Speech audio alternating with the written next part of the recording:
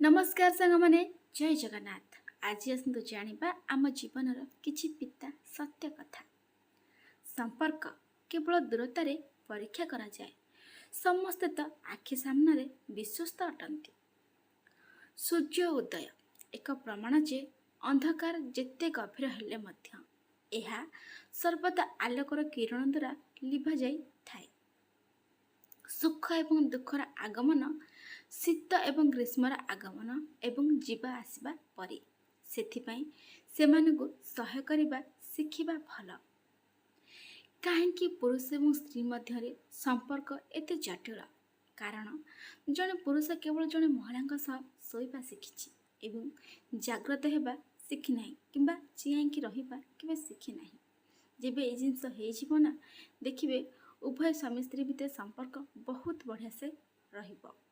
असहायता कौन होता यही कथा से महिला को पचारतु जहाँ मथारे सिंदूर एवं गलारे मंगलसूत्र तो अच्छी किंतु जीवन साथीर साथ नहीं। निज उपर भरोसा करने शिखंतु, यह आपणक बल होता है एवं अन्य उपर भरोसा करेंगे तो यह आपणकर कमजोर हो। ब्रांड से कपड़ा न थाए, ब्रांड आपण जहाँ पिंधुंट से जमा भी न थाए। ब्रांड आपणक चरित्र ही रही थाए। दुनियार प्रत्येक संपर्क पूर्व प्रथमे निज पत्नी सुखर जत्न नियंतु। कारण आपणक माँ को आपणक पिता अछंती, भौण पई आपण अछंती, भाई पई भाउज अछंती बा भाउजों पई भाई अछंती, किंतु आपणक पत्नी पई केवल आपण ही सब किछि। तांकर पाद पूजा करे जाए, जहार आचरण उपासना योग्य। शांत रहिबा शिखंतु, कारण आपणक क्रोध अन्यर विजय होइथाय। छोटे बेले कांदुथिले सेतेबेले भाबुथिले माँ देखिदेउ, कहीं आमे जो जिनिस पई कांदुचे माँ जानिले आमको आनिकी देव। किंतु एबे कांदिले भाबुचे कि माँ न देखु बोली, कहीं माँ जदि कारण पचारिब तार उत्तर कौन दबा। गुण गुड़िक 36 हेबा उचित नुहे, किंतु 4 उत्तम जिनस हेबा निहाती जरूरी। आचरण, परिष्कार उद्देश्य, उत्तम हृदय एवं सचेतनतार नाम नामित हेबा उचित अटे।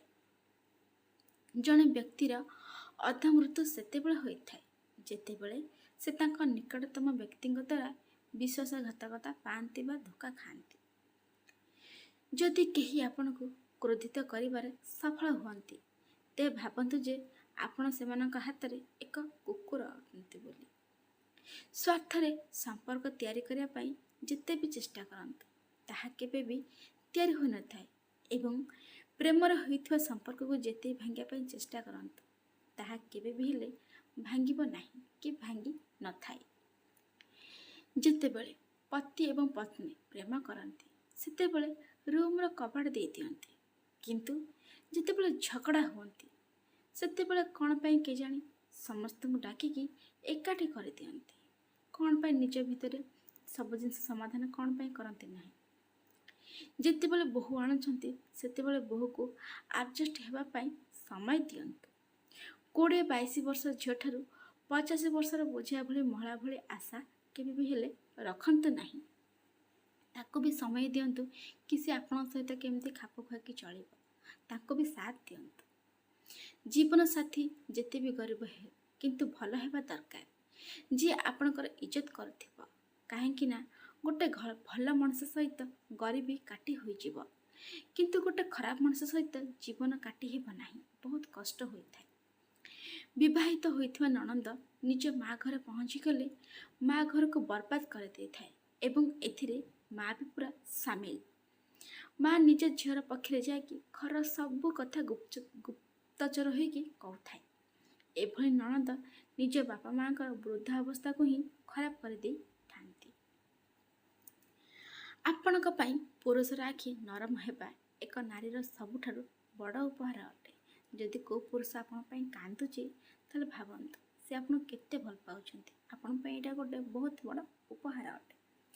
जनकर स्थिति ठारू बड़ देखिएबा जड़े व्यक्ति को करजदारी कर दे थाए। सेथिलागि आपण पास जेतिक अछि सेतिक रे ही चलंतु, अन्य को देखि हेबाक जाय कि निजे करजपाती होंतु नहीं। ନିଜର ଭୁଲକୁ ମାନିବା ପାଇଁ ନିଜର ଯକୃତ ଥିବା ଦରକାର ସାର୍। ଅନ୍ୟ ଉପରେ ଆଙ୍ଗୁଠି ଉଠାଇବା ପାଇଁ ତ ସମସ୍ତେ ମାରି ଅଛନ୍ତି।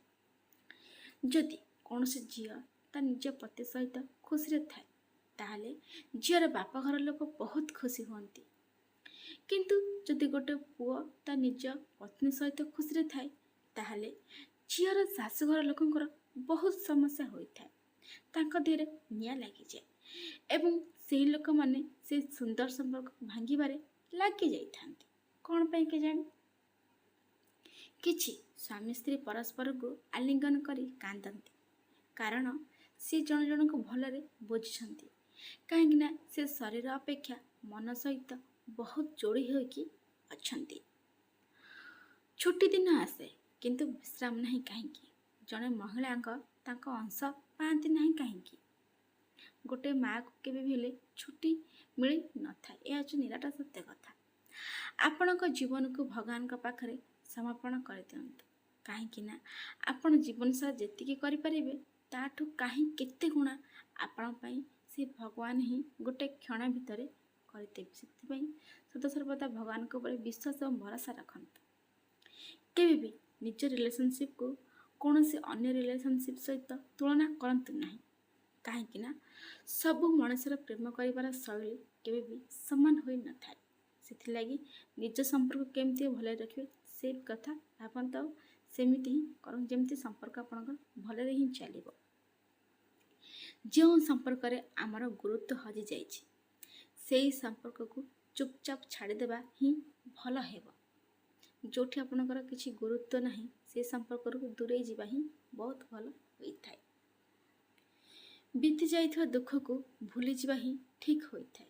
କାହିଁକି ନା ବିତି ଯାଇଥିବା ଦୁଃଖର ସମୟ କେବେ ବି ଖୁସିର କାରଣ ହୋଇପାରିବ ନାହିଁ। ସେଥିଲାଗି ବିତି ଯାଇଥିବା ଦୁଃଖକୁ କେବେ ବି ମନେ ପକାନ୍ତୁ ନାହିଁ। ବର୍ତ୍ତମାନ ଉପରେ ଦେଖିକି ଚାଲନ୍ତୁ। ଯଦି ଇଚ୍ଛା ପୁରା ହୁଏ ନାହିଁ ତାହେଲେ କ୍ରୋଧ ବଢ଼ିଥାଏ ଏବଂ ଯଦି ଇଚ୍ଛା ପୁରା ହୋଇଯାଏ ତାହେଲେ ଲୋଭ ବଢ଼ିଯାଏ। ସେଥିପାଇଁ ଜୀବନରେ ସବୁ ସ୍ଥିତିରେ ଧୈର୍ଯ୍ୟ ରଖିବା ଶିଖନ୍ତୁ। ଯେଉଁ କଥା ଏଇଠି ସବୁ ସାଙ୍ଗମାନେ ଲେଖା ହେଇଛି ଏ ଜିନିଷ ସମସ୍ତଙ୍କ ଘରେ ଘଟେ ନାହିଁ, କିନ୍ତୁ ପ୍ରାୟତଃ ଘରମାନଙ୍କରେ ଏଇ ଜିନିଷ ସବୁ ଘଟେ। ସେଥିଲାଗି କେହି ଆପଣଙ୍କ ଦେହକୁ ନେବେ ନାହିଁ।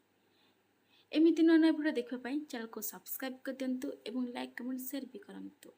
ସମ୍ପୂର୍ଣ୍ଣ ଭିଡ଼ିଓ ଦେଖିଥିବାରୁ ଆପଣଙ୍କୁ ବହୁତ ବହୁତ ଧନ୍ୟବାଦ। ସାଙ୍ଗମାନେ ସଦାସର୍ବଦା ସୁଖରେ ରୁହନ୍ତୁ, ସୁସ୍ଥରେ ରୁହନ୍ତୁ। ସମ୍ପର୍କକୁ କେମିତି ସମୟ ଦେବେ, ନିଜ ସମ୍ପର୍କକୁ ନିଜ ସମୟ ଭିତରୁ ବିଜି ସମୟ ଟାଇମ୍ ଭିତରୁ ବାହାର କରିକି ନିଜ ସମ୍ପର୍କକୁ ସମୟ ଦିଅନ୍ତୁ ଏବଂ ନିଜ ସମ୍ପର୍କର କଦର ହିଁ କରନ୍ତୁ। ଦେଖିବେ ଗୋଟେ ସୁନ୍ଦର ସମ୍ପର୍କ ହିଁ ଗଢ଼ି ହେବ। ଆଜି ପାଇଁ ରହୁଛି ସାଙ୍ଗମାନେ, ଜୟ ଜଗନ୍ନାଥ।